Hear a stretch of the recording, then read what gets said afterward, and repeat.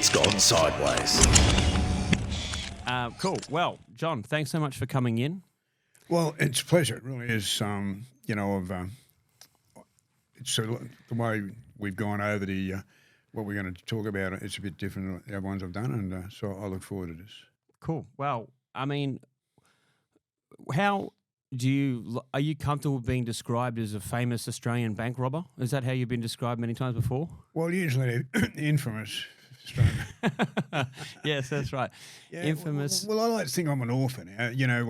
Wikipedia's got me down as a criminal and orphan, and I'm hoping by the time I leave the building that it'll be orphan, ex-criminal. Yep. Because it was a long time ago. All this stuff we're talking last century, and that last century we're nearly a quarter of a century away, and. But the news story always likes to lead with the most exciting. So we've got John Killick, former bank robber, involved with one of the most daring prison escapes in Australian history, if not the most daring, and successful escapes. Yeah. What else? And author. And author. Well, not only that, people don't realise it, but you don't broadcast. But I'm actually doing a lot of good things over the last, nearly since I got out, but certainly probably the last 8 years or 7 years. I've been helping a lot of families, mostly overseas. Yep. And they're some of them couldn't get the kids going to school. They couldn't even feed them. How do you identify these families? How do you? Well, it started with one girl on Facebook. Yeah. And I just, she never asked for anything. I just sent her a book, that Gambling for Love. And that was when I first got out. Your book? Yeah. Was that the first book you wrote? The first book I wrote. Yeah. Yeah. And I knew she probably couldn't read it. She was struggling with school, so I was trying to help her a bit with school. And then she said she sometimes couldn't get to school. She didn't have enough money to fare. So I started sending her a bit of money. And it started from there. And then she started calling me Dad. And I've stuck with her all the way. Now she's married, got a baby. The baby nearly died, was premature. We had to get her into a private hospital. The hospital over there, she was walking 2.5 days and nights. She was walking around in the waiting room, and they just told her to keep walking. And the baby had come, and it wouldn't.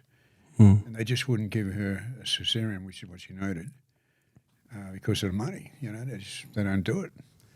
So we raised the money and got her into a private hospital, and she had a baby, and that baby's a beautiful baby now. Yeah, the baby's all over there. It's everywhere, even here. I had every illness you'd think of when I was a kid, and so they need money now and again for medicine, this, that, but.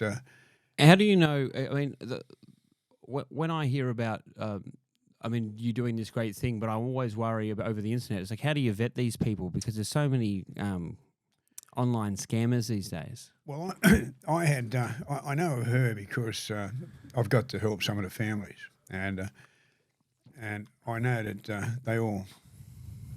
they sort of give each other up. Yeah. Dad, her husband's gone back to work. They don't need it, because mine isn't. And so, you know which ones. There was one that had another sponsor. I had people tell me all the time, look, they've probably got 6 sponsors. But you make that judgment. You see the babies. You see where to live. And when that tornado came over there or cyclone and wrecked all the houses over there, some of them still haven't got their houses. They're sleeping on other people's houses. But the main ones I had were in Kyrgyzstan. There were 3 kids, and they were beautiful kids, and they were autistic. And the mother contacted me. She had the same name as Lucy. Can you believe it? She said, everybody thinks I'm Lucy. Could you do something about it? So I put up and said, okay. And then she's told me about the daughter she had and the husband, Australian guy, left him over there. I contacted him. He didn't want anything to do with the kids. And I spoke, and they didn't get hardly any school, and they were autistic. And so I used to talk to them nearly every night on WhatsApp. and we'd do little songs and dances, and they just loved it. And then I got the lady next door to teach them privately, Yeah. Paid her a bit of money. She's just had a baby, so I still help her a bit. And those kids, she always stressed them all and all that, but they were struggling, and she got sick. She had a sickness, and she got sick. And I tried to get over there, and I saw parole, and they wouldn't let me. They said, no way. Are you allowed to leave the country at all? They wouldn't let me leave the state. I couldn't go to Canberra to play in a chess tournament. They said, Canberra, why do you want to go? I said, on chess tournament. They said, that's not important. You can't. And I'd already paid the fee. Oh, that's I said, funny. look, I booked a hotel in Queanbeyan, and I'm just ducking across the border. No, you can't do that. Wow. And even after all these years. Yeah. And so when I said I want to go to Kyrgyzstan, he nearly fell out of his chair. So Gloria went, my ex-wife. Yeah. We're still great friends, mother and my son. And she went over there. It cost us $10,000, and went over there and looked after those kids, stopped them. They were going to get put in a home. Those homes over there, that because they were autistic, in those homes where they're just terrible, these poor little kids just are hopeless, and we didn't want them in there. And she went over and actually saved those kids. And she's a true hero for that. And came back, and she saw that it was pretty genuine.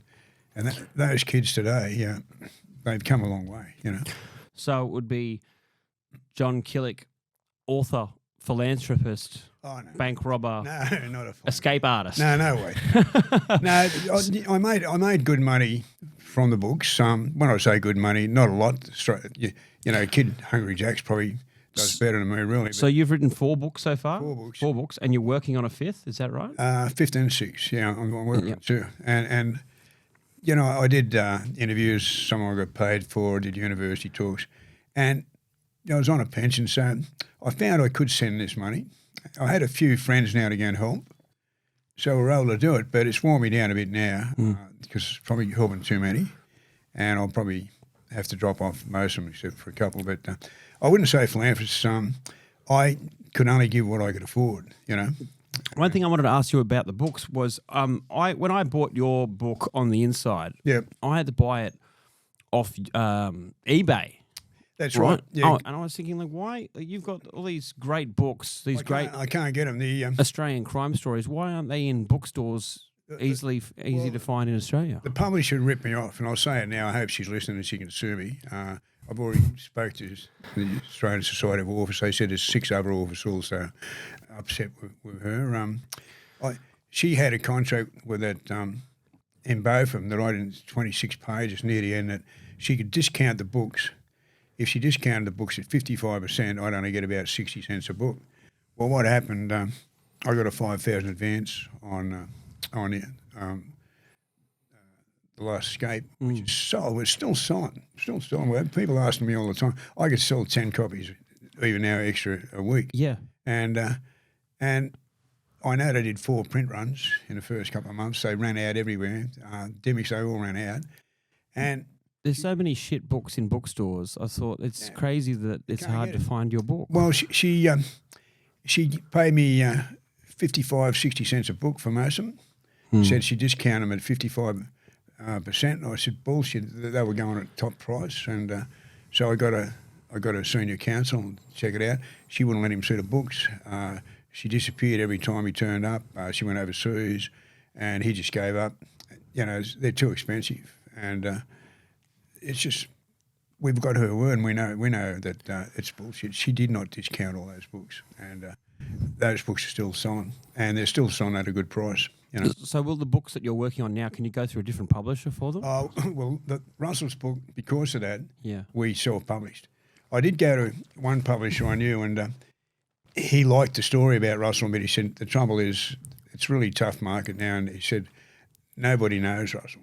Probably now, if you went there now, they'd probably say, yeah, because he's well known now. But at that stage, he wasn't known. And they said, so they turned me down there. This is Russell Manser, for anyone who doesn't know who Russell is. Manser, yeah. And that's the latest book that I did, Voice of a Survivor, the Russell Manser story. It's a very good book, actually, and people that have read it really comment on it. He's doing well now, but he's one of the few survivors that I know that is doing well. Most of them that's one of the reasons we put the book out, to get it across with just what happens to these people. Well, I remember meeting you and Russell at the Bad Writers Festival. That's right. But that was before the book had been Before the book, published. yeah. So, tell me a bit about, I think, just your background, but particularly I was interested in when I saw some interviews with you from when you were, I think it was around the age of 17, your mother passed away and you moved out of home, and then you didn't rob your first bank till you were about, I think you were around 24, is that right? Yeah, I robbed it in January, so I was 23, but... So what were you doing in that time between when you moved out of home and when you robbed the first bank? Well, I did a bit of time, about 2 years, 3 months for a jewel robbery at Bathurst. Yeah. Yeah, I did a jewel snatch. We got away with it okay, but the guy who had to sell them, he hurled out at me. I knew it when I didn't get as much money as I was supposed to get. I was trying to get to America. My girlfriend was there. I couldn't get over there, and so I was trying to get there, and so he didn't do an even split. He kept some of the rings, and he got caught in a pub. So they knew it wasn't him who did the snatch. So he told them who it was. So they come and grabbed me, and he got off. Right, so it wasn't like you were just working a regular white-collar job and then decided to rob bank. You were doing kind of petty crime. Petty crime. Well, jewel robbery, you wouldn't call it petty crime, but I was doing a lot of works, different jobs, but it was just a sort of surviving. That was about it. I was surviving, and that time in jail was, 3.5 years in jail or something, all up. So by the time 65 came, when I got out, I was still trying to get to America. I imagine that time must have been pretty hard being in prison at that age when you were so young. Well, I went in at 17 at Long Bay, and that was a really tough time. Jails in those days had nothing. I still remember Long Bay. There's 3 of us in a cell. You had no radio, no TV, no running water, no toilet. I had a bucket in a corner for 3 guys. Yeah. This is in the middle of January. Yeah. You can imagine how hot it was. Fuck. And no stank. Yeah, no sheets, just blankets, dirty blankets. Meals were absolutely atrocious. And the only cup of tea you got, you'd put your mug outside the door and you'd get black tea when you come in. But it was usually lukewarm and it was watered down. It was full of bromide to stop your sex drive. Wow. And you'd be out in the yard. It was full of what? Bromide to stop your sex drive, apparently. They used to use it in the army too, apparently. Yeah. But it didn't stop guys getting raped. Yeah. There were a lot of guys just go. I was lucky. 17. I got into cell with my mate. We pinched together, and we had this little guy, Ted, and he was a bit of a knock around. He was able to tell us the ropes, and that helped me get through. Being with my mate and being with him, I was never in a situation where I was really in danger. But you had a few people that had your back? Yeah. I had a fight in the yard playing chess, a young German guy. I say he's a German because he wasn't an Italian, or he wasn't. He's a German. Yeah. And the war was, when you think 1960, the war had only been over 15 years. And, there was still animosity between Aussies and Germans, even when I was at school. Wow. Anyway, he got up and whacked me over the head with a chessboard when I beat him. And that doesn't sound like it would hurt too much. Was it just a piece of wood? Yeah, no, it's just an normal chessboard. It didn't hurt at all, but it's just the frustration that he's done it. Yeah. And that happening in front of other people. Yeah. It was what it was that I shouldn't have beat him. It was an accident. I beat him, made a mistake, and so copped this. So we got into it, and I got on top of him. Dad had taught me to fight. Dad was an old boxer. Yeah. And he couldn't fight very well. And I got on top of him. And Ted and a few older guys come up and said, John, it's probably the best thing that could happen. You show that you look after yourself. But they said, but don't go into cells or go and get talked into going 2 hours. Some of these older criminals, they'd beat you with one hand behind their back. I saw guys in jail, like in Parklea, that were so young, 18, and I thought, like, I was in prison for the first time I was 36, and I thought, I felt so happy and lucky that I was older being in there because I wasn't really fazed by it. But I thought if I was in here at 18, I would have been terrified. Well, yeah, funny enough, I wasn't. It was sort of an adventure. I'd never been in boys' homes or anything except for one night, and I didn't understand all about all that stuff. Yeah. I couldn't believe it when the guy did come on to me. Came back from Bathurst and put me in a cell with these two guys, and one of them come on to me, and we got into a fight over it. The screws came. And was he trying to fill you up? Oh, he's trying to rape me, Yeah. Sure. Yeah. And, so how do you know you might like it? They shouldn't put good-looking boys in their cell and all this sort of shit. But the other guy stayed out of it. I was pretty lucky because the other guy stayed out of it. And I got over this guy and he apologised. He said, I'm sorry. He said, I'm into girls. He said, this is what jail does you. And then the screws run in. They'd heard all the commotion. And he said he fell off the bed, which they just laughed. And the screws said, look, he looked at me. He said, I know what happened. He said, you want to go to another cell? I said, no. And so the next day they charged both. It's put us in a solitary confinement, a black cell. You can't see an inch in front of you. Bread and water for a couple of days. 4 days, 1 week down to the labour yards for, every day you did. That was 2 weeks down there. And 8 days loss of remission. And all I did was defend myself. Yeah. Yeah. And I was really dirty about that. I remember walking up and down in the dark, couldn't see, 18 years old. And I would have been fuming. You're the victim and you still get punished. Yeah. Yeah. And they don't care, they don't care. I mean, it's funny that bloke, the straight one, saying this is what jail does to you. I mean, people talk about the gay for the stay. And so, I mean, I did 4 months in prison and there wasn't any point where I suddenly looked at blokes and thought, he's actually starting to look good to me. I wondered, how many years jail did you do? Over 30? 30, yeah. It doesn't sound like there was any point where that happened to you either. Well, no, I was brought up to be anti-gay, and they used to come on to me in toilets on a train, a couple of times on a train. One train down in Melbourne, I was only 17, and those carriages are sort of shut off. They're just in there on your own, and in a toilet a few times. More than a few times, quite often. It was very common in toilets. And the reason was because the guys who were gay had nowhere to go. It's not like now they've got gay clubs and they can go anywhere. And they're just, they feel quite at home wherever they go. It's accepted they're gay. But in those days, it was a hidden thing. If you got exposed as a gay, you had a chance of being arrested. If you're caught doing an act, you also... a good chance of being bashed. There are lots of gangs and guys go around just bashing them. That was their fun. And well, I've heard there was even cops that would do that. Right? Well, there probably were. I don't know of any, but I've heard the same thing. But I do know some respectable young guys who are millionaires today in big business that when they were young were going around bashing gays. Doing that for a fact. And but see, so I really was resentful. And I remember when I got off the train at in Melbourne, I was 17. My mother had just died. I went down there, and the guy came straight up, dressed in a suit, putting it on me straight away. Said, "Wow, look at her, isn't she something?" I said, "Oh, she's all right." I said, "Who's this?" And he said, "I bet you could give her. How many inches could you give her?" I mean, I just said, I went right off. Yeah, as you would. He scurried off like a little runt. But you know what changed? And I'm getting ahead of my story here. But when I went to Pentridge.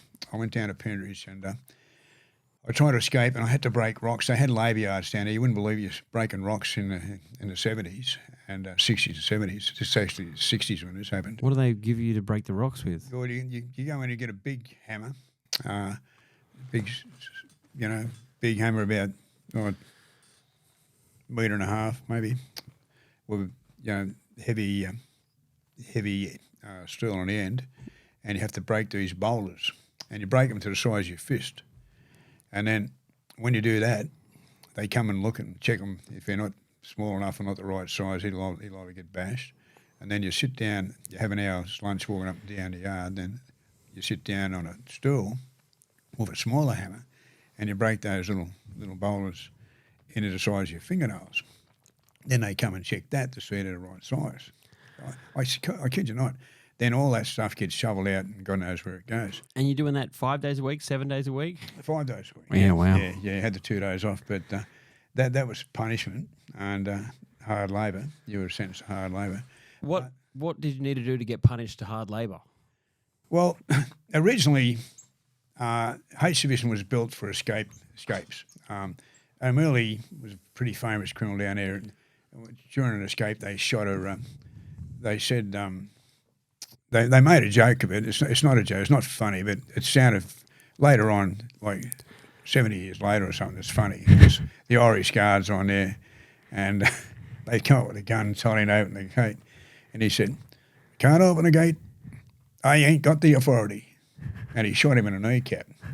That said, I mean, it's not funny. He shot him in a knee, and he said, "You got the authority." He said, "You got to give me the keys." He said, "Go on, you go. You got the authority."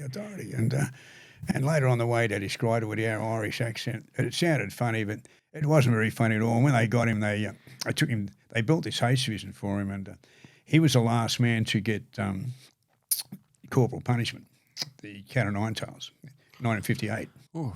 Now you wouldn't believe that they were still giving that out.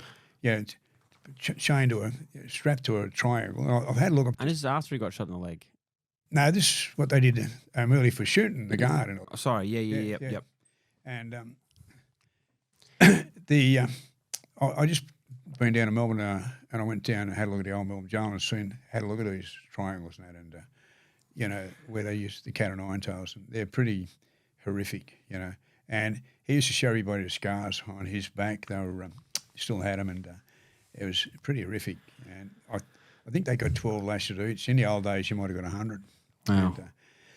And, you may not have survived. Rip strips off you. Oh, absolutely. They used to do it to women as well. And so, you know, the way we treat criminals in Australia, from 1788 right up, even till now, we just don't do it right. We don't look at the Scandinavian countries that do these things right and got a lower crime rate, more rehabilitation, and people are treated more humanely. Yeah, we don't do that. We've got this tough on crime. Our politicians think it gets them a lot of votes, and since you absolutely got in, ever since it just gets harder and harder. Tough on crime, tough on crime, tough on crime, and you can't get any tougher really than what they are.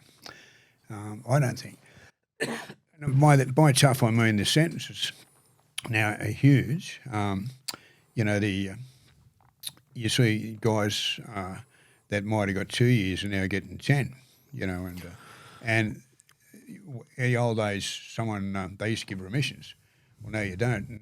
And I just think it's. Do you think it depends on the crime? Because I mean, I thought.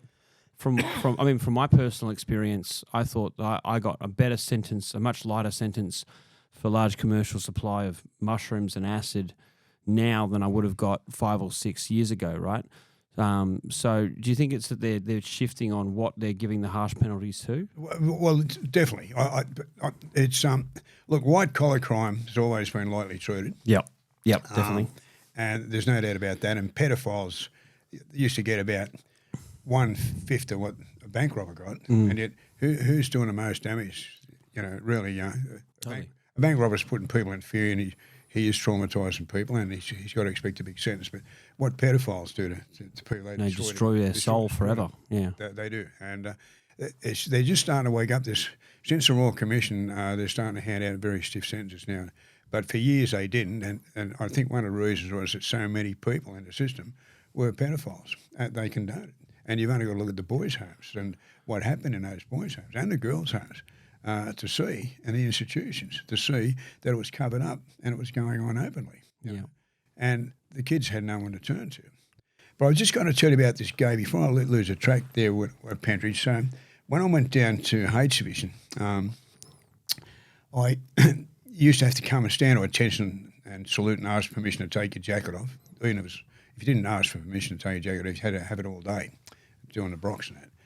And I heard them next door, and I knew straight away who they were. The two giants are both about 6'6", these two screws.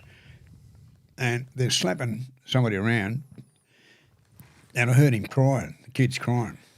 They're saying, "Why do you let men F you?" And I don't know, sir. Whack, whack, whack, and he's crying, and then they went out and they were laughing. I heard him crying, and so there was a loose brick right at the bottom, and I took a risk. I pulled it out, and I looked through, and I could see him. Actually, it was about three bricks up from the bottom, and I pulled it out, and I could see him, this little blonde-headed, blue-eyed kid. He looked about 14, blonde hair, should have been a girl. I thought, what's he doing in jail for a start? And how could these bastards, do what they were doing? I called him. I said, "Hey, kid, come over." And he came over. I said, "Give me a hand." I got his hand, held his hand. I said, "Listen," I said, "how long are you here for?" He said, "A week." I said, "Look," I said, "what they did today," I said, "they're just scaring you." I said, "They probably won't touch you again." I said, "You'll be out of here soon." I said, "Just keep thinking." I said, "You'll be okay. You'll go back to where you were." I said, "Where were you? An 8 of us?" He said, "Yeah." I said, "You'll be okay." He said, "Oh, thank you, sir." I said, "That's all right. Just you just remember, you're going to get out of here." And let his hand go. And that changed my whole attitude to gays. Up until then, I was dirty on them. I'd been accosted by them myself and nearly got raped, et cetera. And I realised that kid should have been a girl. He looked like a girl, spoke like a girl, and probably was a girl inside a boy's body, probably. And I realised that some people are just meant to be gay, And since then, I've had a lot of gay friends. I've got gay friends now, and I'm sympathetic towards the gay movement. I am, because I know what they go through and what they did go through, and I will stand by their side if need be. So, I mean, it was just an eye-opening experience because you had this kind of lack of education and you'd had these certain experiences which had skewed your view in one way. Well, Dad too. Dad used to be, bloody, he used to go on about them. I spoke to plenty of, the older heads in prison who had been in there for a long time, even when they were in the 80s and 90s, and they talked about just how brutal the screws used to be. Even sodomising inmates with their batons and stuff like that. And, I mean, it just... Yeah, I've heard about it. My experience was just so different to that. It just sounds like it was just like a very, very brutal, harsh, different kind of world back a couple of decades ago. Well, the thing is, it depends where you go, what jail you go to. If you're in minimum security, you're not going to go through that. But... if somebody like me who's always trying to escape, and bank robbers particularly got a history of escaping. You go through most of the bank robbers, they're nearly all got a history of escaping. You have a look at Abbott, Denning, Cox, me, Bernie Matthews. The list goes on. Russell Manson, and over in America, John Dillinger. So these days, if you try and escape, you get an E classification, and you have to go to the highest security prisons. Was that the same case for you? Yeah, it was. It was even worse than when I escaped when I was 18 from Bathurst. Yeah, and I got away from the cops, and they fired shots at me, and I hid in a chook pen. I thought I'd got away, but an old lady saw me go in there, and. She told the cops where I was, so they got me. But how many times did you even attempt to escape in total? Only 5. Only Got away Still a lot. Got away 3 times, but I think that's probably got to be one of the best strike rates going around. 60% is pretty bloody good. It's 3 out of 5. Yeah, not bad. But the thing is, it's born of desperation, and. The guy I am now would never think about escaping because I just know that unless you can get out of the country... So what's the mindset? Because I can't imagine if I was doing 2, 3, 4 years that I would think there's any benefit in the world for me trying to escape, right? Was it a number that you were like, I'm in here for too long, I need to get out, or was it you just want to get out full stop? What was the mindset? Well, when I did it at Bathurst, I was just turned 18. I just didn't like jail. And I thought... I got to get out of here. This place is shit. I'm going. See ya. Well, I was so inexperienced. See ya. No idea what I was going to do, but full of confidence. I'll get away. I'll get to interstate. I'll be okay. And of course, nearly got shot. And then the second escape was pretty heavy. Down in Pentridge, I actually punched one of the screws and managed to get the other one off me and got down to the foot of the steps. So he tackled me from the top of the steps. We're rolling around, and then the cops got me. Yeah. I was nearly away. I was dressed in civvies. I was a pretty fast runner. If I get to the corner, I'm away. So close. Yeah, so close. And that's when I was trying to get to America. I'd been pinched on back. That was pretty heavy when I was facing huge sentence there. What was the draw card to America? Why did you want to go to America? I had a girl that, you wouldn't believe it.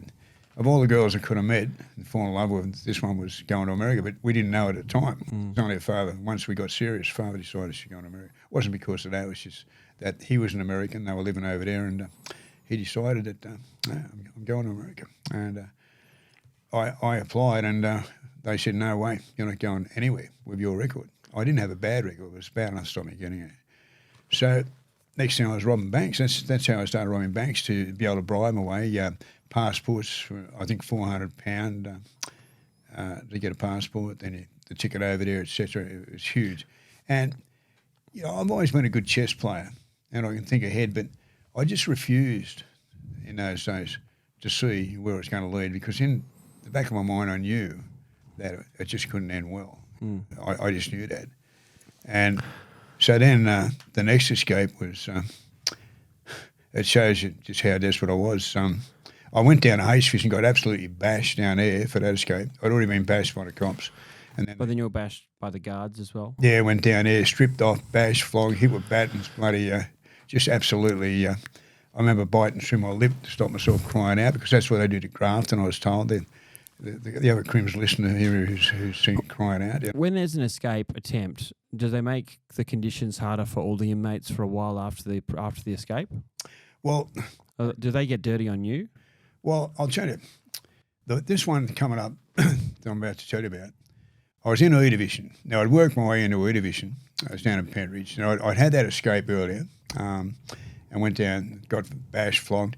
And then H Division was supposed to be for people that stab people, bash people, escape. But in the end, it was there for anybody. They wanted everybody to get a taste of it. They sent me down there for a race guide, having a race guide. And they sent me down there for getting into a fight that I didn't pick. And I went to H Division 4. Just a horse racing guide. Yeah. And they used to be in the yards where we were. They were unofficial. We weren't supposed to gamble, but the government used to let everyone gamble because it kept them something to do. And they all had tippings and all that. And the race guys were up in the yards. But my old celly used to be on the phone every day to his mum on the weekends, putting on his bets, well, these days, yeah, they don't even try and stop it now. But in those days, I couldn't believe they sent me down H Division. It's only a week, but they sent me down there for that. But the fourth time I went down, we decided that I was going to get out. I had two guys going with me, and got a hacksaw blade smuggled in. We're in a dormitory of 12 guys, two big dormitories above us with 40 guys in each, and another small dormitory between them with about 3 guys in it. Upstairs, there was a screw in a little room that was used partly as a church. There's an organ there, and it wasn't all that big, maybe 12 people could fit in there to go to a small church service. And what we did, cut through the bars. There was a big circle in the dormitory of bars, and the screw used to come in from a door outside and stand in a circle and look around, surrounded by the bars. Well, I had the bed next to it. I cut the bottom of the bar, 2 bars, from under the bed. So if he came, I had a guy, he was sandpapering. So that'd be the noise if he heard it. Got it. Yeah, and he's sandpapering. So, and then I'd stop.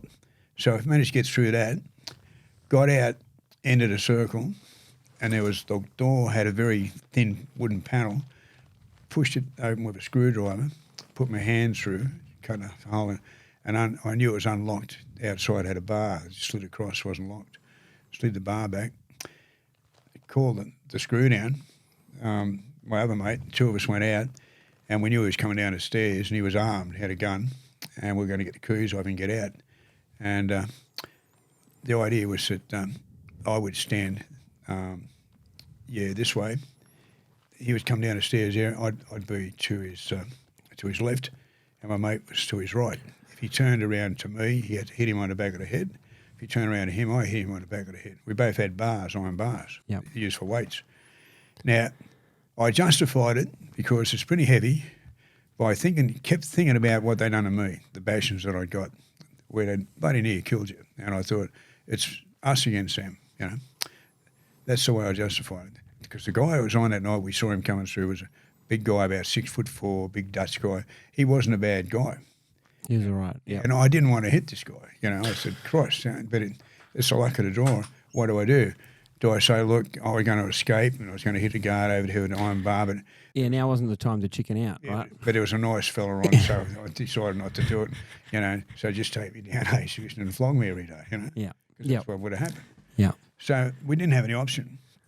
So we banged up and we heard him coming down.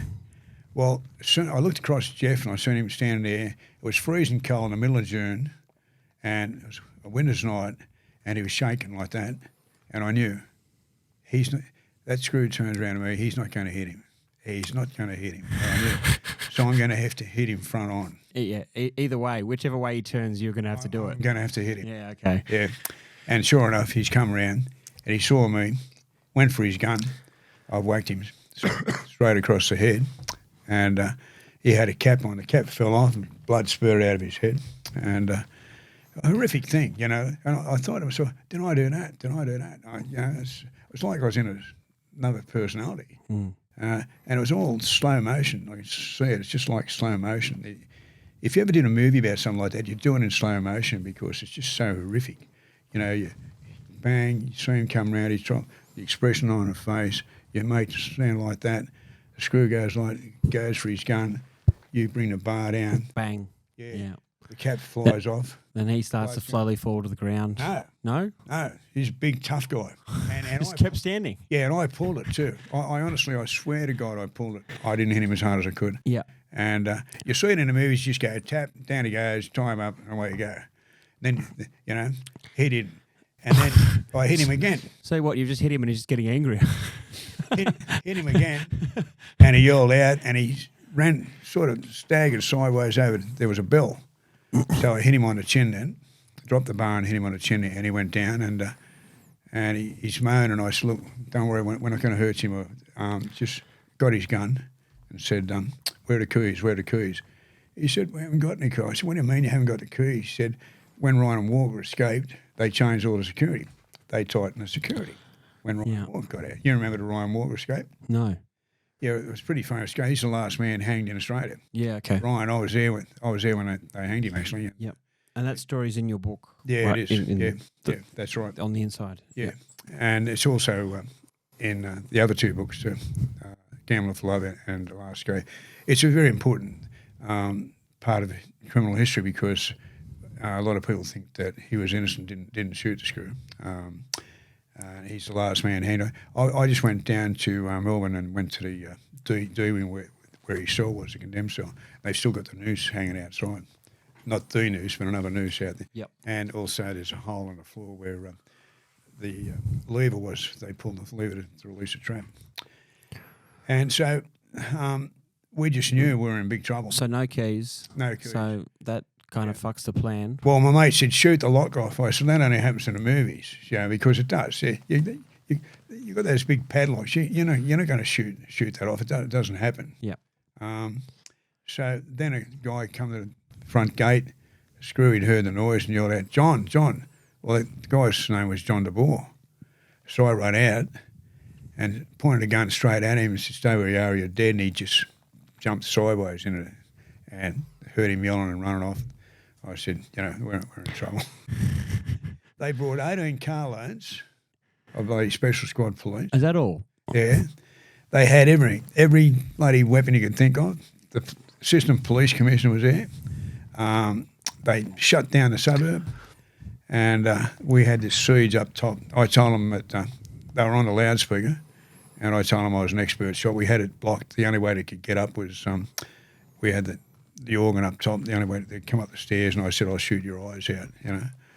I had them a bit bluffed. They thought I was a pretty good. I wasn't. I wasn't a good shot at all. Well, they didn't know that. No, I opened up all the dormitories around me, and top had all the crims, turned the lights on. They were all excited. And I said, "Look, if you see anybody trying to get in through the roof or through the bars, let me know." They said, "Well, piss on them and all that." So you still had John de Boer as a hostage at this stage? No, we let him go. Let him go. They tied him up, but anyway, during the negotiations, the governor said he's okay.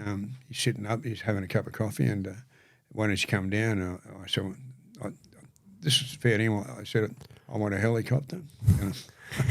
What's with you in helicopters? And there's the bloody guy with an assistant police said to me, "No bloody helicopters." Yeah.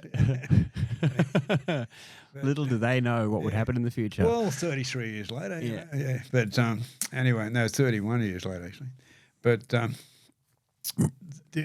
eventually, what happened, Ponton went down, one of the guys went down. He said, "What's my mother going to think?" And he was right. What's your mother going to think? So he never should have been in it. He was a bookie sort of guy. And he went down. But I wouldn't go down until we got a deal because I just thought, I go down, no deal. They're going to just flog me every day until I'm dead. Yep. Or I go insane. So what were the terms of the agreement? No bash, and it stays in low court. He didn't want to do it. In the end, he did it because I had his pet crim there in a special little dormitory. This is funny. He was there, had everything you could ever have in this dormitory. And I was the bookie. I used to be the bookie there. And one day he lost a heap to me. And he come in. He got me a job working with him, so he could have his bookie working up beside him. And he come around and he said, "Johnny, you don't expect me to pay, do you?" I said, "Of course I do, Ray." I said, "No, I'm the bookie, you're the punter." Yeah. He said, "But we're friends." I said, "Yeah, we're punting friends." I said, "But you've got to pay." Yeah. And he said, "Give me the dirtiest look." This guy was in Reed Murray that they ripped off everybody. Bloody people committed suicide for old people, all the money they lost. So he was hated. But he had the highest IQ to come into Pentridge and had worked for the governor and all that. And he brought every rort undone in the jail. Just save money here, save money in the food, no rorts, even the screws rorts, crims rorts, and they all hated him. But like the governor said they'll have to catch him with a machine gun to get him down to H Fishing. He said because he's going to look after him. So he had total immunity. So was he was he informing on people? Oh, yeah, everything. Yeah, but he was mainly just on the economics. He'd work out how much food was going to the kitchen and how come there was so much food going to the kitchen. There was only food in a certain amount of people because he's bringing all the rorts done. The guys are getting steak, this, that, screws, taking stuff home. Well, he brought all in undone. He saved them hundreds of thousands. Yeah, right. So it's just like a nosy prick that could see what was going on everywhere and was just speaking up too much. Yeah, so he said to me, this Jeff, the guy that got involved in the escape, said to me, John Borgs just went in to see Mr. Marr. He was a big controller. He said, he wants you in H Fishing. Now, I got a crim telling the head of a jail that he wants me in H Fishing. But they're going to do it. I knew they'd find a way to get me down there. So that's when we decided on the escape. And we had to move pretty quick. But so he was in a special dormitory. So when we got trapped there, I ran up, turned the lights on, opened his door, and he was in the bed. And he saw me. I was standing there with a gun pointed straight at him. And he had me on Killick. He said, "Killick, you're going to do this. I'm going to get you, Killick." I'm pointing. He said, "Johnny, it's 2 in the morning, right? It's 2 in the morning." Yeah. There's sirens everywhere. Suddenly I'm standing there with a gun. He's changed his tune. I'm Johnny, Yeah. "Johnny," he said. Like your best mates. I said, "Raymond." I said, "Come here, Raymond." He said, "Oh, what's going on?" I said, "Raymond, we're in a lot of trouble." I said, "I think I'm going to hell tonight." I said, "You're coming with me." Johnny boy. He ran into the bathroom, tied a mattress around him. And they told me, the other two guys, and I sang out, I said, "Raymond," I said, "that's not going to help because you've got such a big head. I've still got a target." Yeah. And he was terrified. They reckon he just went to pieces. So I was telling the governor, I said, I've got Raymond tied to the bars. I said, and I'm taunting him and threatening him, and I've told him, if you try and rush up here, then I'm going to kill him first. He said, why would you want to hurt Raymond? I said, you know why I want to hurt Raymond. Yeah. And all the screws. Because he's your little... All the screws. He's your little pet. Right around the jail, they went, hey, kill him. They could all hear it. They could all hear it on a loudspeaker, you know. So anyway, we went down. Well, he came down. I'll give him the governor. The governor had a reputation out of his word, and not only that, 1,000 crims heard what was said. Yeah. He would never do a deal on that. They do a lot of deals when you got all that jails and all them crims. They're doing deals every day we don't know about. And he would lose any credibility at all, you know. So he had to keep his word. So that was the deal. We go down, we don't get bashed. I stay in Hayes Fishing for the rest of my sentence, and kept in low court. Well, low court, you know, they get 2 years. Because I thought it gets to the higher courts, they'll give me 15 years, especially with the publicity, you know. Yeah. So that's really what happened. We got 18 months in low court. All the screws are going to go out and strike, but they didn't, because that meant they would have had to go about money, and they didn't want to do that. They haven't got the guts to do that, you know, so they didn't go out and strike. They weren't allowed to bash us, but they got me mentally many ways, you know. And one of their best tricks, the governor used to come down most weekdays and ask if we were all right. Yes, sir. Okay. And, you know, it was about might have been 2 weeks. I think it was less than 2 weeks. It was a Friday night anyway. It was about 12 days, 12 days after it happened. Friday night, we knew the governor going home. They came and opened the cell, the whole team of them there, about 6 of them there. And I thought, here it comes, you know. And you sort of... You think they're going to bash you? Yeah, so you switch off. Yeah. You switch off. You say, you know, I'll be lucky to survive this. Because I knew they hated me, you know. They said, step out. And I looked, I couldn't see any battens, you know. They weren't the team that bashed it. It wasn't that team. So I stepped out. So what are you thinking at that stage? You're just like, what's going on here? Yeah. I got no idea. But I thought I was going to get bashed. And then I thought, they might come in and kill me. These might be the guys that killed you know. And I stepped out, left turn. They marched me up to where Ryan used to be, the execution cell. And observation cell it was. I said, step in. I stepped in, they closed that. And it's a see-through cell. It's, you know, all steel door, bars. You can see in there, you know, you've got no privacy at all. And they said, Officer Bohr died at 4:30 this afternoon, and you're going to hang like Ryan did, you bastard. And they walked away. I thought, shit, you know, because I knew that if he died, I was dead. Yeah, you'd be fucked. They hanged Ryan, and that happened in a spur of a moment. It escaped. They weren't even sure he did it. Mine was premeditated, waiting for him to hit him with a bar. I mean, and I know you definitely did it. Yeah. I had no chance. You had no chance. What part of you thought that they were just trying to fuck with you, that they're just bluffing? It's pretty obvious. What do you think? It's pretty obvious. The logical part of me. What do you think? I mean, I wouldn't think that they'd do that in the middle of the night, or that they would be those guys, the random screws that would do that. You hit the nail on the head. I thought to myself, if he died, those shit screws wouldn't be here. Yeah. It'd be a homicide squad. Yeah. The cops would come in. Yeah. They would get me, they would take me outside, and I would be formally charged. Yeah. You know? Yeah. These shitmen, that's just bullshit. That's right. So that's what got me through. But they still played the game for a couple of days and telling me I was going to bloody get hanging it. And you can't help. I couldn't contact anyone. We didn't have any phone calls. I couldn't get a letter to see anybody. And I just didn't know, you know. And so although logic told me, you can imagine the strain that I was under. Yeah, totally. There's still yeah. So it was little things like that. I'd get books sent in, they'd rip the last few pages out, stuff like that. So fucking petty. Oh, I know, yeah. But you got reading a good book and you're getting there and bang, the last few pages are gone. It's funny, John. Like I had written food reviews and all these kind of journal notes the whole time I was in jail.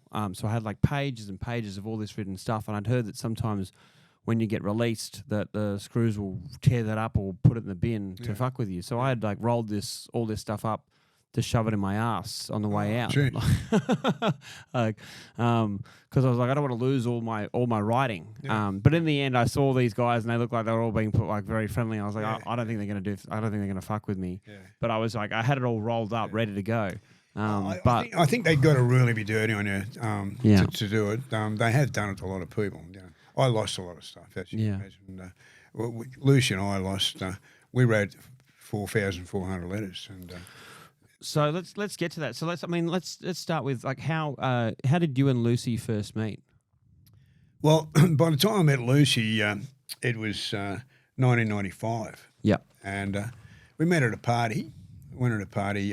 At the time, see, we haven't even talked about my marriage or anything like that. I got married when I got out in Pentridge. that's right. So you married Gloria, who you met at a chess tournament. Yeah, she ran a chess tournament, and I actually won it. Won the chess tournament, and we had a duel that I tried to date her, and she didn't want to do it, and I said, "What about if I win the chess tournament?" She said, "Well, then I will," and I won it. It surprised myself, I think. Gave you the motivation you needed to win. Yeah. I didn't cheat. I mean, there are a lot of cheats in chess. I play guys in jail, honestly. Some tough guys. Some of you don't know what to do. There was just one big tough guy, and I remember playing him, and he was a lovely guy. I really liked him, but he was a good chess player. He didn't like getting beat, and I played him, and I got his castle early. And 10 minutes later, look, the castle was back on the bloody board. And I said, "Ralph." What's going on here? I said, "You lost your car." "No, I didn't." I said, "Ralph, you lost it." He said, "You're saying I'm cheating?" I said, "Yeah, Ralph, I'm saying you're cheating." And he burst out laughing. But it could have got nasty, Yeah. But that's how it is in jail. That's cheating goes. If you can cheat and get away with it, sometimes people are too scared of doing anything about it, So, well, the smallest accusation like that can set someone off, right? Yeah. So, we got married. Had a pretty good marriage. I was working all the time. Yep. Had a shop, photographic business, writing, getting stories published. It's doing pretty good. But in the end, I used to always be a heavy gambler. Yeah. So you were betting on the horses. Up and down, got in a bit of trouble, but and ran into a guy at the races. He said, "John, I've been trying to find you." He said, "I want to rob a bank." He said, "You're the guy to go to." And we'd been living in Adelaide for a couple of years. I worked for Coles-Net over there. And I said, and I'd seen this certain bank where a lot of money on a Friday afternoon. He's seen it's just a huge amount of money. And I said, "Well, look, there is one in Adelaide." And so how did you know this stuff? You just watched the bank for a while? I used to go to that bank. Yeah. Yeah, and I'd just see it every Friday afternoon. And I, this is probably maybe a year later. Yeah. We're back in Sydney. And so I didn't have a gun at that stage. He didn't have. I had a mate that I knew had a gun and approached him, and the three of us decided to rob this bank in Adelaide. But I went around there a few days before the robbery was taking place and saw he was fighting with his missus in the kitchen over a needle. I didn't know much about drugs, but I knew a mate of mine had told me, "Don't get involved with any junkies, I'll give you up." Yeah. And baby was crying that there was no food in the thing. And I said, "Listen," I said, "Greg, I saw him out." He said, No, I saw him bloody out." He said, "You got the wrong idea." I said, "I haven't got the wrong idea." I said, You're a junkie, Greg." Yeah. He said, "I'm giving it up." I said, "You're not giving it up. You're fighting with your missus in there." I said, he said, "We'll make a lot of money." I said, "Yeah." And I said, "We'll get caught." I said, "No, I'm out." I had second thoughts about doing it anyway with this guy and the other guy. So I didn't go. I just didn't go. And so he went ahead with the other guy. He didn't know who the other guy was. I'd introduced him under Bozzy names. They didn't know who each other was. Yeah. He took his wife. And As what, the driver or something? as the driver. Yeah. Yeah, and they hit the bank, and somebody got the number of the car, and the other guy got away. He got away. He went to the airport and got away. And because they booked in a motel, the guy, this Greg and his wife, they still had a gun and stuff, and they threw masks on the side of a road, and they got come and arrested him. And So they were driving their own car. no, hire car. Yeah. Okay. Yeah, it was hire car. Yeah. But they got it, and so they put him under enormous pressure. And I saw the early statements, and he made up this story about this Bill. They didn't know who he was. And I had a mate called Bill who was a dog trainer, because it happened in South Australia. And they ran in and grabbed him and bashed him. He didn't know anything about it. And then they said, that's not the guy. So in the end, the deal was done. He gave him the guy that robbed the bank with him, which is Bill. Yeah. Or they charge his wife. Yeah. He gives them the guy, they let her go. So he's given me. Well, I wasn't there. Yeah. So they just come and arrest me, grab my wife, baby him, keep the wife and baby upstairs at that Remington place where the old hole's gone, typed up a record of interview. They all signed it. I didn't sign it. And it was a confession. It was absolute shit. There was nothing in it. It's just bullshit. They couldn't get any deals over because they didn't know what was going on. And they just said that I confessed. And this is what I was supposed to say. Oh, yeah, I robbed that bank.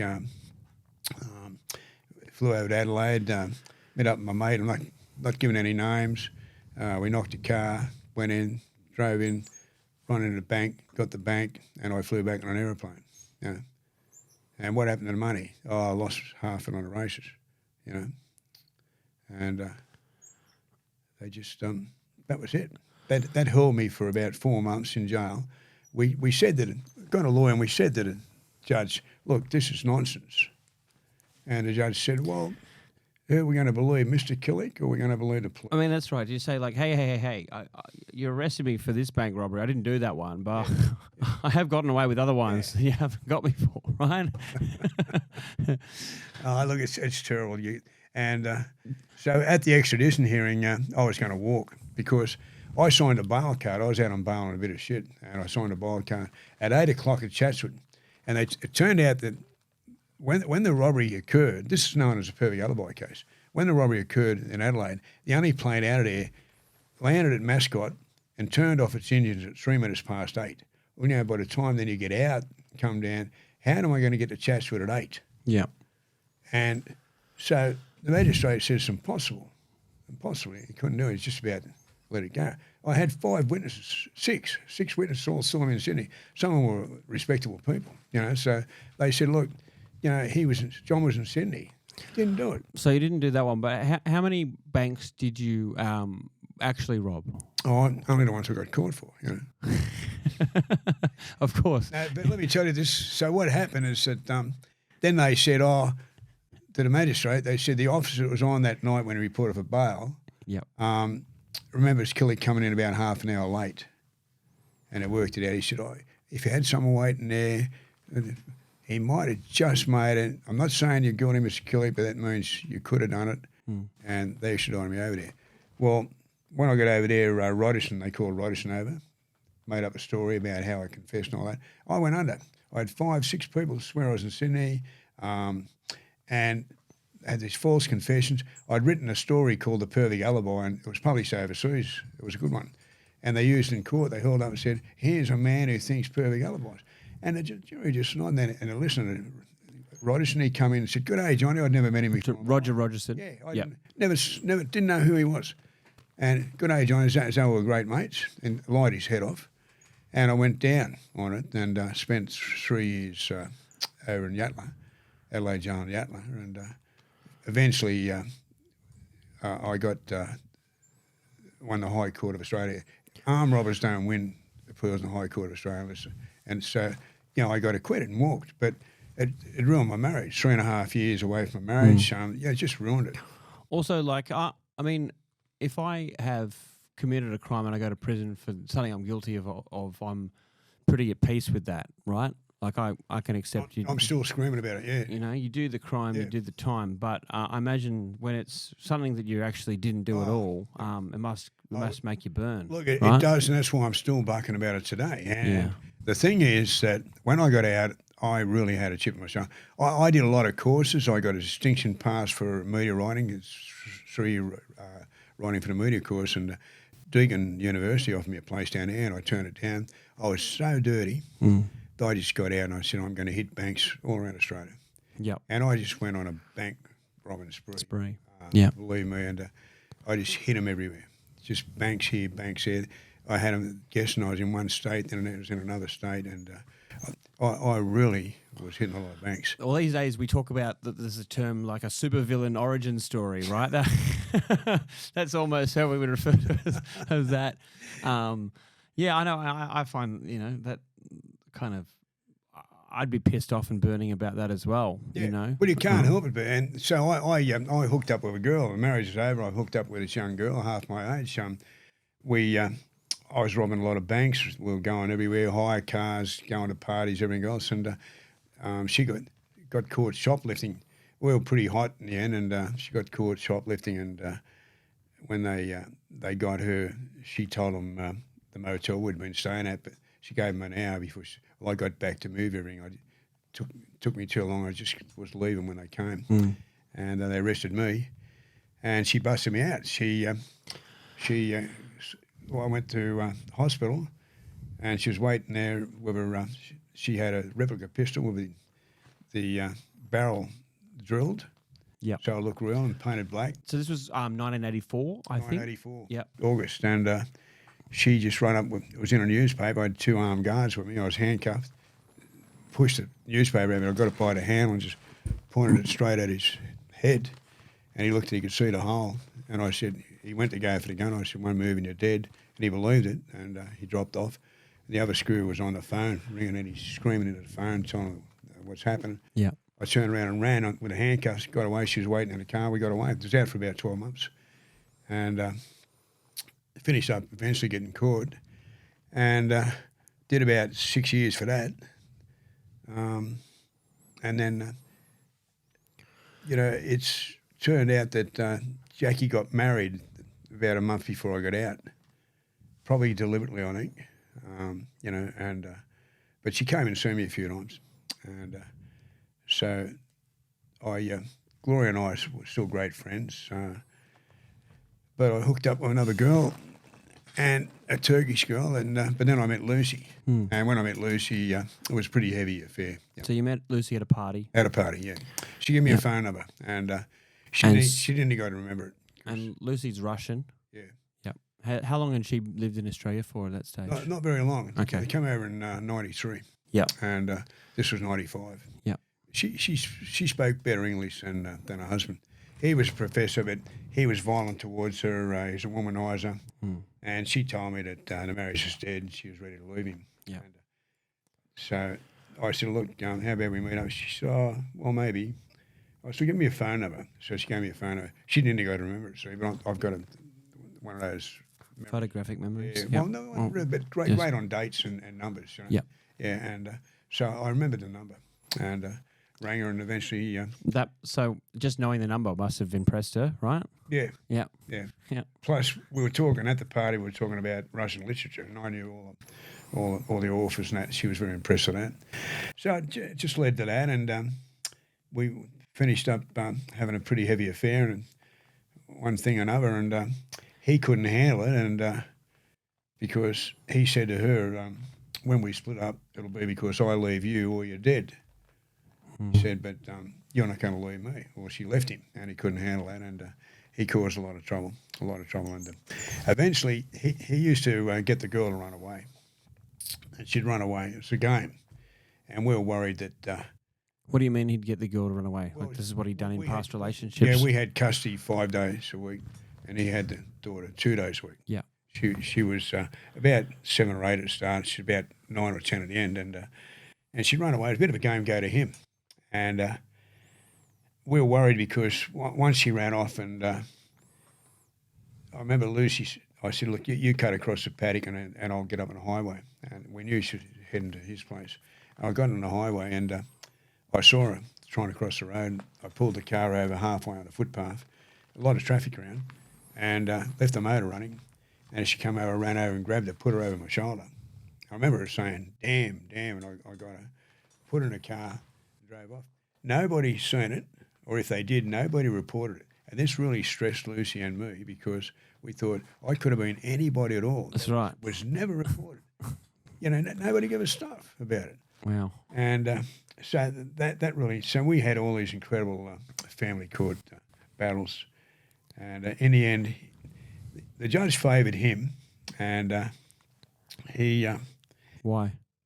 well, because he was professor, I was Yeah, an okay. ex-crim, and Yep.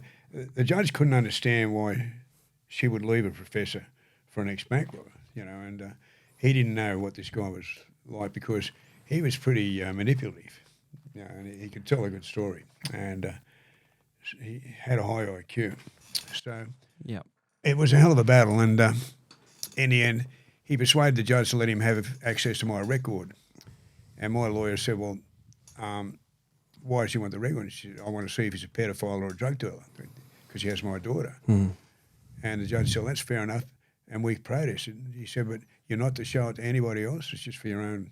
Well, he sent it to every state, all the police states, main police station around Australia. He went to the school and showed it to them, hire car where he used to hire cars. He did everything he could and said I was going to do this, said I was coming to the school and I was going to kidnap the daughter, just all this crap. But he kicked a goal because what happened in Brisbane, there was an old warrant that was just dead and buried. And they told me it was just dead and buried, and he dug it up. I sent him that thing, they reckoned that I'd still hadn't finished parole up there on a 1983 charge. So they sent a warrant out. Next thing, the cops are coming to our door. How can it go from being dead and buried to suddenly being back alive? Because apparently it was a warrant that I hadn't reported the whole lot of parole that got transferred to New South Wales. Mm. And I did a bit of reporting and then it didn't report anymore and nothing happened over it. It's just, I thought it was dead. I used to go to court, family court, never had any problems. Driving charges, it never popped up. But in Queensland, apparently they didn't forget it. So when they found out, somebody inquired about it, they dug and said, oh, look, he's still got this warrant. Mm. So they did a revisional warrant, and the cops came and they were apologetic because they knew what he was like getting the daughter to run away a lot. I remember one cop saying to me that I know what I'd like to do. I'd take him around the back, and he'd never do it again. So that cop. But instead, they've come there to arrest you. Well, they didn't arrest me. They were, but we talked him out of it. Yeah. I said, look, you know what he's doing. They said, look, they knew what was going on. They said, John, report in the morning, 9:30. I said, make sure you turn up. I said, yeah, all right. Well, we didn't. We took off, And from there, it was just downhill. We lost the bond, the house, not the bond, the all your stuff. Yeah, all the stuff. Couldn't get $1 or anything like that. So no job. So I started robbing banks again. Well, the first bank got away with it, the second one had come undone. Mm. I was a dinosaur by then. I was the late 50s. Robbing banks was the last thing I wanted to do. We were living a pretty good life. So, when I got caught in that bank robbery, she came out and saw me and said, I've got to get you out. So I said, well, I've had a look around and I just don't think we can get out from here. It's almost impossible. Yeah. And that's when I saw all these helicopters coming over. And I thought, geez, what? And then I realised you got the Olympic Games coming up. And the Olympic Village was next door. And all the visitors were coming to check it out. And your memories of your fantasy from when you were Pentridge asking for a helicopter came flooding back, right? Got it. You've got it. Finally, helicopter. We're doing it. Might have taken 32 years, but here we go. So I said to Lucy, I didn't think she'd buy it. I said, look, there is one way out. And she said, what? I said, you're going to have to hijack a helicopter. Yeah. She said, brilliant. Can you ever believe it? Brilliant. I mean, this is what she was like. She actually came to Queanbeyan Court when I went up there on a traffic charge. And she had that. I'd given her a little pistol called an assassin's gun, two-shot little revolver. Yep. And she had it on her and was going to bust me out. I said, we won't make it, Liz. I said, you try and hold people, real cops, with that, they're going to kill us, I said, we haven't got a car, we've got nowhere to go, We've got to come up with something better than that. But it showed you the guts that she had, So, John, you've had two separate women use weapons and help you to escape from prison. Is that right? Yeah. What? most guys these days can't even get a text back. You know, what's Well, that's what the cops said to me. I can't get my missus to drive me down the station to work. most women I know are would want to go out of their way to put me in prison, not help get me out. So what's the secret? What I just think. are you the world's greatest lover? What's going on? No. Far, maybe the world's best storyteller. They used to love to hear stories, but look, I've just been lucky. I've been lucky. Look at Gloria. Gloria and I are still great friends after near 50 years, and it's I've been lucky with women. I haven't had a lot of women, but the ones I've had have been great. The ones seem to have been hooked on John Killick. Well, the one in America, yeah, the one in America that I didn't ever got there. yeah. She saw the first book I put out called Going for Love, and there's a photo of her on she saw it in America. Yeah, You wow. wouldn't believe it. So she contacted me through a Gmail. Yeah. And I didn't think it was her, and because I'd lost track of her a long time ago. She got married to a bloody lawyer, and I said, "How do I know it's you?" And she said this. No, I said, "Oh, look, that's in my book." She said, "You had a gold tooth." So she gave some trivia that no one would know. I lost it in a fight in Pentridge. Yeah, okay. Yeah. But she gave you enough evidence that I knew. Yeah. I knew it was her. Yeah. Yeah. So we're still in touch. I got a message from her today, actually. Got to ring her tomorrow. But so, there was her, Gloria, and Jackie, the girl that bust me out in Queensland, and Lucy. Also quite a few women that have loved you very fiercely, you know? Well, yeah. I think, sorry, I'll continue with the story about Lucy. So you've talked about the planning for the helicopter. She's on board with the idea. Yeah. So what happened next? Well, she did a trial run. Yeah. And she came back and she was pretty, but before she did a trial run, I was counting on her knowledge of helicopters to get us out because I know nothing about them. And why did she know anything about helicopters? Well, her father was squadron leader of Russian helicopter fleet over there in Russia.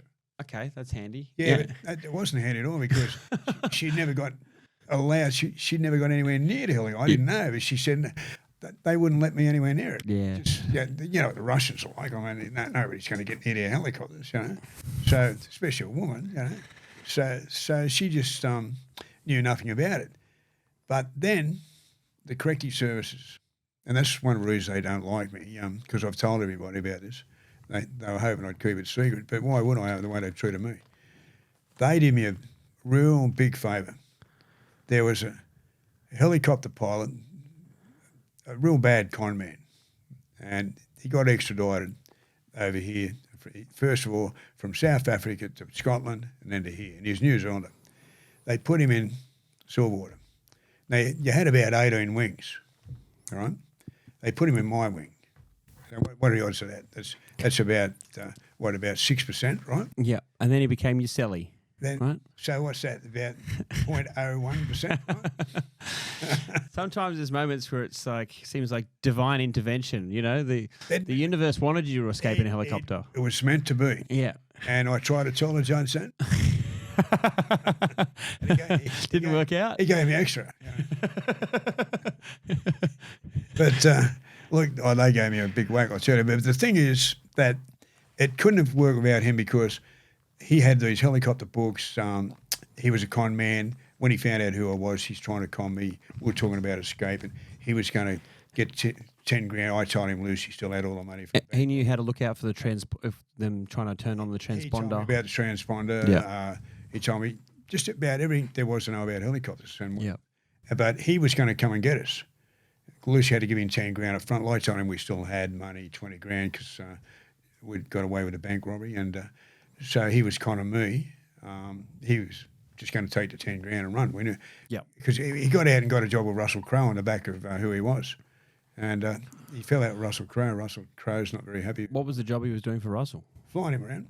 Yeah, okay. Yeah. And Russell gave him a break, but he gave him a break, but he did the wrong thing by Russell.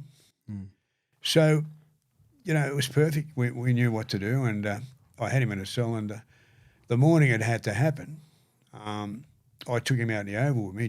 I thought if the helicopter lands, and the pilot jumps out and runs off, which if I was hijacked, that's what I'd probably do. Yep. As soon as I land in the oval, I'd jump Just out. bail. What are they going to do? Yeah, what are they going to do? And So I thought, if that happens, I've got my backup pilot. Yep. Well, they hated that, Anyway, she pulled the. He went for the transponder. She knocked his hand away. Took his headphones off, and. Is it true that Lucy had watched a Charles Bronson movie? Yeah, that's one of the things that brought her undone. She left the video on the table at home. A prison movie called Breakout, where they escape in a helicopter? That's the one. She stayed at Gloria's. She had Breakout, bled. It's like watching Shawshank Redemption or Count of Monte Cristo to research how to do a prison escape. It seems crazy. That's your reference point. Oh yeah, she had Charles Bronson movie. Yeah, she had that and another one. There's a few about escapes. Yeah, she didn't put them back. She left them on the table. Plus, she had a few circulars about helicopter flights on the fridge. Right. They got on that. That's not evidence, but they made it evidence. The media blew it up, and they had her convicted the first couple of days. And that's it. It's just she could never get a fair trial. They had her absolutely convicted, and her daughter came over here about 3 years ago, hooked up with me, and we went right around. I took her to all the places we'd been, showed her, and she got in with. They got funded by Melbourne down there. Just the authority that funds movies, isn't it? And they were going to fund a movie, and Lucy actually did a skit for it, a bit of a talk, and that's why, because Lucy never done any interviews. So when they saw the skit with her, they went for it, funded them. But when they came to do the actual final, they did it with me and they did it with cops, and it was going to be a really good doco. Got a lot of publicity, and Lucy pulled out. Why? Don't know. She's got the church behind her. I just think that she was going to write a book, and it would have been a good book. Have you ever spoken to her in the last few times? Yeah. Few years, yeah. Yeah, she didn't want me to put the book out. She's really upset about that. But I said, Lucy, you were writing a book. I helped her write a book. The first 10 chapters were brilliant. She would have had a bestseller. But then she won't do that. I just think the church has influenced her to not do these things. And is it the Catholic Church? No, Baptist. Baptist Church. Yeah, okay. one of those way out Baptist things. Yeah. So anyway, it came off, but we. So I know so Lucy hijacked the helicopter at gunpoint and flew into the yard, and you had coordinated a time, and so she needed to land there before you got sent back from being at the Oval back to your cells, right? Yeah, and they got there late with it. They were supposed to get a bigger chopper, and they didn't. Something went wrong, and they got there late. And so there was only a few minutes left before you being packed. Oh, and so your heart must have been racing, thinking, "Fuck, is this thing on or not?" Oh, look, Bennett knew there was something wrong. Yeah, he was watching me, and I was looking at all the choppers, and it's about 7 minutes ago, and I thought they'll start taking us shortly. We'll go in, she'll come. I knew she'd come, and be the wrong batch of guys, and she's still going to get just as long. Yeah. Yeah, maybe get killed hanging around looking for me, and yeah, mission accomplished or not, it's still the same crime. Yeah, that's right. And I thought, what I'm going to do, I can fall down and pretend I'm having a heart attack. That'll give us about 7 minutes by the time. They won't pick you up and take you to clinic. They'll send away by the time they got theirs. They'd probably give us another 7 minutes. I was planning that, and then she came. Yep. And I ran across. Didn't land. He landed, but he came around like that instead of just flying straight in the way Bennett said he would. And that's what anybody would have done. I've spoken to helicopter pilots. They said all they had to do was come straight in. He came around like that. And he was trying to attract attention to himself. Yeah, yeah, of course. And try and slow down the whole process. Well, they got a shot. Yeah. Because what happened, they had time to get the gun out, and they fired off 3 rounds and hit the chopper 3 times. Nearly brought down this cord that goes through, and would have brought us down. I think another bullet you said nearly hit the pilot. Yeah, the first one. Yeah. So I mean, he dicked around going down slowly and nearly. He was absolutely screaming about it, and he said it wasn't Killick or Dudko that Nearly killed me. It was the screws. Yeah, they nearly killed him, yeah. So you get in, you fly off, you land in a field near Macquarie University. Yeah, now she'd forgotten the keys to the car. Well, 2 out of 3 was pretty good, yeah. I think the helicopter's more important than the car keys, Absolutely. right? So I think she nailed the tough ones. ones. She chopped me, she forgot the keys. Yeah. But it meant that I had to, you're talking about shit running sideways. Well, there it is, because I had to hijack a car. Yep. And got 2 years for that. All this stuff would have been finished a couple of years ago, my parole and all that. So it's cost me an extra couple of years on parole. But, hijacked the car and took it. And what I did, I drove it into the lion stand, really, because I drove it to where I lived. Now, I know it sounds ridiculous, but I left him off the park and then drove to near where I lived, and then we parked it at North Sydney and we run across and got a train. Because I thought, once they see the car there, they're going to block the whole suburb off. They're going to think I've gone home. That's what a lot of guys do. Yep. And that'll take the heat off us to get out. So it was a bit risky, but I didn't think they'd have time. Most cops wouldn't even know who they're looking for, until they get the photos out and all that. So they let him off, but then as fate has it, a police car came by. As I dropped him off, I went around the corner. 5 seconds later, a police car came by. He waved it down, told him what happened. If they'd have gone straight after us, they would have got us. Yeah, okay. Because I didn't know, and they would have got us. But they were that worried about him that they stayed with him and was able to get away. So we had a lot of luck on our side. Yeah. So then you jumped from the car onto a train? Onto a train, went to a motel she'd already had booked in a place where some Asians ran it, and that they wouldn't have taken any notice of us. And she'd booked it, dyed my hair. And the next morning, we got on a train, went to Goulburn, where she had another motel booked up there at the back where nobody knew where we were. And so one thing I'd want to ask you about this whole thing is when I came to see you at the Bad Writers Festival, and I asked a question, I said, why, what's the appeal with escaping? Like when you know that the chances of you getting away for very long are so slim, what's the draw card to trying to escape anyway? And you said, look, bank robbers, don't usually, don't think that far ahead and that kind of stuff. But I also, when I hear about like the level of insight you had into like, well, we should get out of the car, get on the train, and I know you'd mentioned that when you hijacked the car, you had the guy's mobile phone, and then you made some like some dodgy calls to random, dodgy calls to random so that they couldn't track who you were talking to. They started looking for those guys. So I just dialed random numbers. So all this kind of stuff shows this is a man with some very clever thinking, right? It's like it's hard to kind of marry these two of like you can't say that. I'm just a guy that wasn't thinking too far ahead, but I've got all these clever thoughts. You're a guy that plays in chess tournaments. It's like I'm trying to figure out how that all meshes together.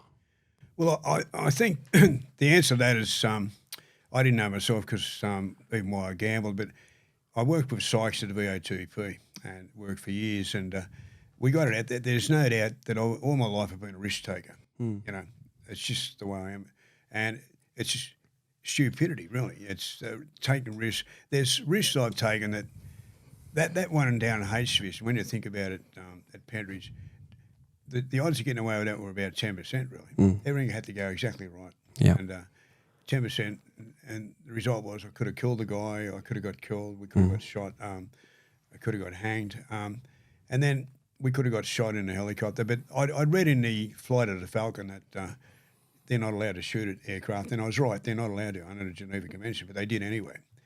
Well, that's it. Yeah, bank robberies. When I first started doing them, I knew the tellers had guns, and I started taking the guns off them. I got shot at by bank tellers down in Melbourne. Just missed me. That escape when I was 17, 18, just ran off from the cops, and they fired shots at me.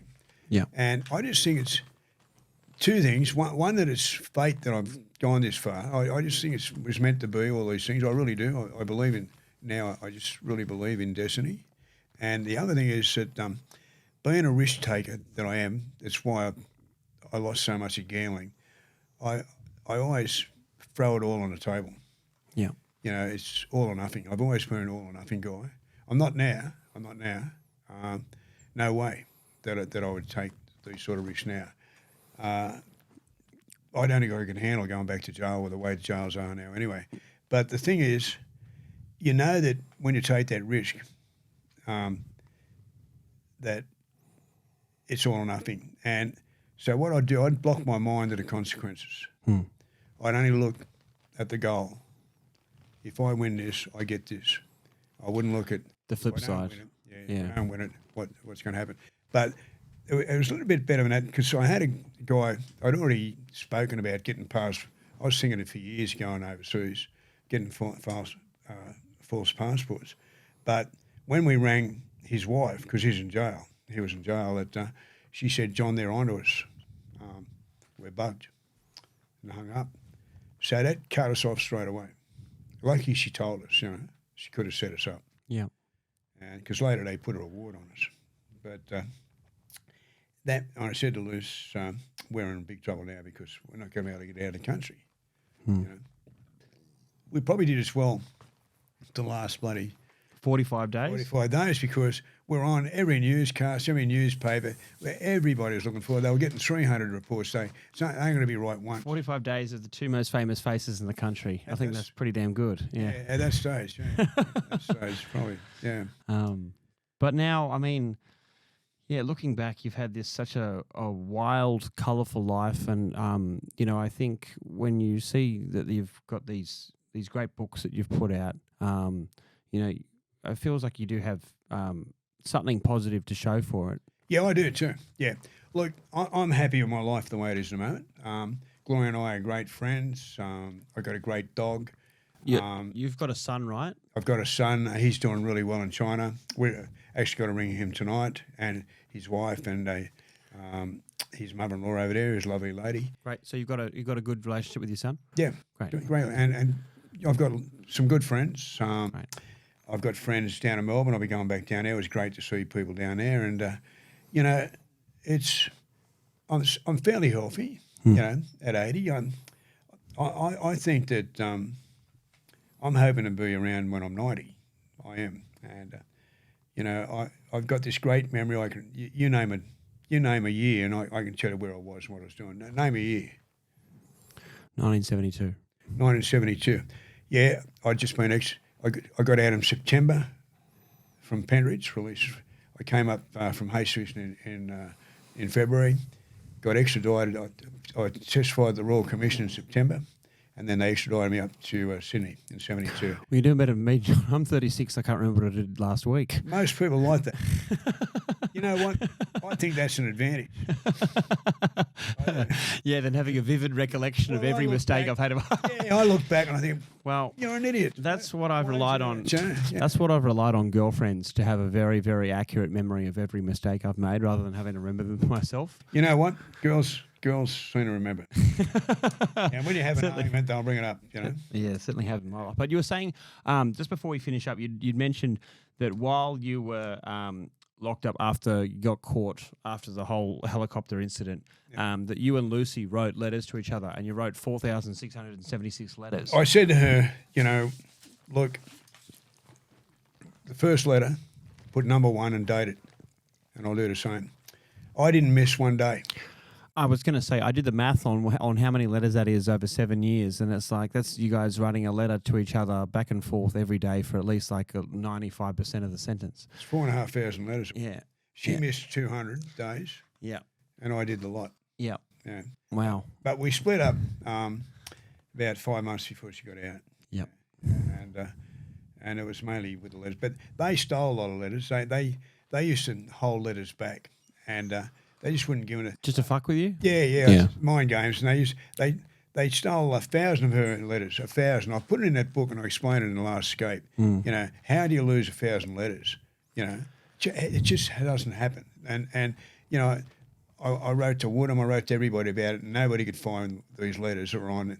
Went from one jail to another, and they disappeared. Now, those letters might turn up one day when I'm gone, and so I made sure that my son knows about all this. And if they turn up, they're all dated. I know what days they are, etc.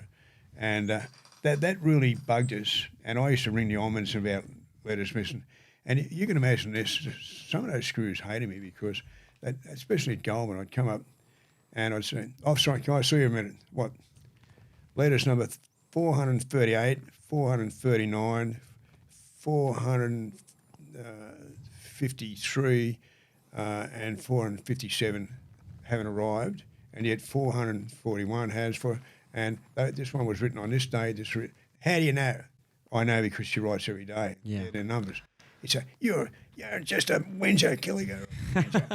Yeah, Just a bloody whinger. Yeah, just a whinger. But look, one guy told me they didn't have any letters. And I went around and he went on lunch, and I went and had a young girl there, Screw, who didn't know the setup. And I said, if you look under the desk, you'll probably see some letters there for me. Don't mind them for me. She said, oh, yeah, she gave me about 24 letters. Wow. Far out. That'd do my head in. Yeah, and when he came You're just sitting there. When he came back, I went up and said, what about these? Yeah, what a prick. Yeah. Cockhead. He said, I didn't know they were there. I said, no, you know that. You know, I was speaking to a female comedian friend of mine and told her that I was having you come on the show. And it was interesting just hearing her so fascinated to hear about like whether you guys, whether you and Lucy are still in touch. And I think, have you found that there has been that response to with women about, I guess, the story that there's just something romantic about it, there's the excitement and the romance to the whole concept of someone. Definitely. Look, there's no doubt in my mind that it's a small dot on Australian criminal history. There's no doubt about that, and it'll always be remembered not because of me, but because of Lucy. Because I mean, there've been a lot of helicopter escapes in Ireland and France and Belgium and that, but there's never been a woman done it. And guys have talked about it ever since I went to jail. They've talked, and not one of them ever done it. There's been a few that had it planned down in Melbourne. They planned it down in Pentridge, but they were going to do this, and they were going to get smuggled in a furniture van up to Sydney, and then they were going to get a boat across. But half of Melbourne and 3/4 of Sydney knew about it. So what chance you got? Nobody knew about our escape. My best friend didn't know it. He didn't talk to me for years. Because the thing is that if you tell, I've always had this motto that if you can't keep a secret yourself, don't expect others to keep it. People come up to you and they're dying to tell you something. Now listen, I'm going to tell you something, but don't tell anybody else. Well, don't tell that person a secret. Yeah. Now, right. So your friend got annoyed at you because you didn't tell. Well, he had a bit of, shall we say, illegal substance hidden away, and never had time to get it, and they just come and grab it. He lost it all, and he was in the back of the van, said what he was going to do to me when he got me, and we're great friends now. But he said, you should have told me. I said, no. I said, I told you. You would have told your best mate. He said, no, I would have told your best mate. Suddenly everyone knows. And I said, and the morning of the helicopter, instead of a helicopter pilot being there, there'd have been a bloody, a special SAS guy. Put a bullet straight through her head. Yeah. Would have shot her dead, Yeah. Probably killed both of us. So that's why it actually happened. Now, I've seen so many people come undone. Not only all these big drug dealers, they come undone because on the phone, The cops get thousands of phone calls tapped. You know yourself, you hear about it. And so that's the one good thing that I look back on, and something I've learned over the years. If you can't keep a secret yourself, then don't expect others to keep it. And I think that that proves it, because so many good escapes have come undone. So many good plans. The tunnel at Parramatta, had come undone. Well, I was doing what I was doing for so long, and it was my ex-fiancée had a mental breakdown, ran off and told the police that I had a house full of drugs, and I got raided. Yes. See, you just don't know what's going to happen, do you? No. That's what I mean. It's unpredictable. And, people are fallible. We're all fallible. And, we all are susceptible to certain things. Your mind was used to be gambling, and you look at it led to a life of crime, really, the gambling. But other people, drugs lead to crime. It's some people are just, I think, born bad. I don't think many, but I've met a few people I just know. I thought, that guy is evil. I just know the way they act, what they do, to total psychopaths. Yeah. But a lot of kids that went through these homes, got traumatised, they just switched off. They were turned into psychopaths. Yeah. Billy Monday, Nettie Smith, these people went through hell. People don't realise what they went through when they were young. The other guy, Flannery, Renical, he was the same. They were all subjected to horrific things when they were kids. Yeah. Yeah, I didn't think I came across anyone that I thought was really evil in prison. It just seemed a lot of guys that were products of their environment. Yeah, that's right. You know? Yeah. Well, what time we got? We're at 7:45. Oh, so that's right. Yeah, that's fine. That's fine. Yeah. I think we've covered off a lot. I think that was great. Yeah, look, I've enjoyed it. I don't know if I see my voice is starting to go a bit. I don't know if it's going to come across. That's okay. No, I can hear you great. Okay. So just give us the names of the books that you've written again. So I've got on the inside here. Yeah, first book was Gambling for Love. That doesn't mention the helicopter. I wrote that deliberately up to 1973. Yeah. Just so they couldn't say I was cashing in on the helicopter or anything like that. And then I wrote The Last Escape, which has done very well. Everybody writes and tells me I love that book. Then on the inside, it's a book about a lot of different people. Some of them well known, some of them not, but all their stories are, I think, interesting.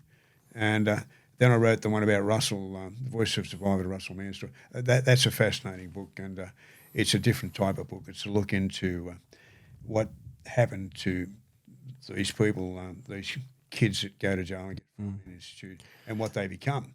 Yeah. And most of them they're dead, or they become drug addicts, they go to jail, and they don't survive. And we're lucky we got that Royal Commission came, and a lot of them, it's now recognised, and a lot of them have been given compensation and getting apologies from the government. And sometimes the apology is worth more than the money. Mm. Yeah, well, if you can follow Russell on Instagram and TikTok, that's Russell Manser. He's got a podcast called the Stick Up Podcast as well. I'm hoping to have him on soon.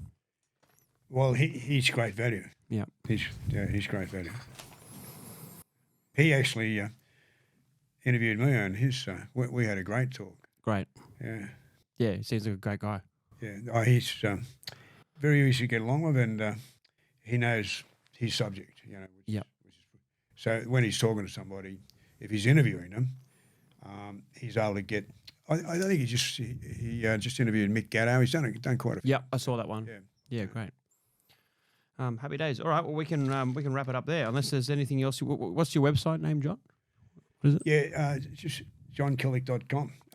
John R. Killick.com. Yeah, and you can hire me for public speaking. I do university talks and stuff like that. But overall, I'm always willing to sell you a book or a T-shirt.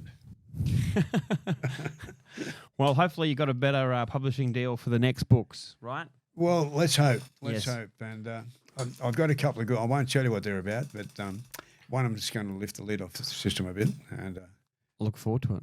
look, Stay tuned. I'll contact you first. All right. Please do. Yeah. All right. Thanks very much, John Killick, for coming on. Thank you, Andrew. Shit's gone sideways. I really enjoyed it. Thank you. Shit's gone sideways.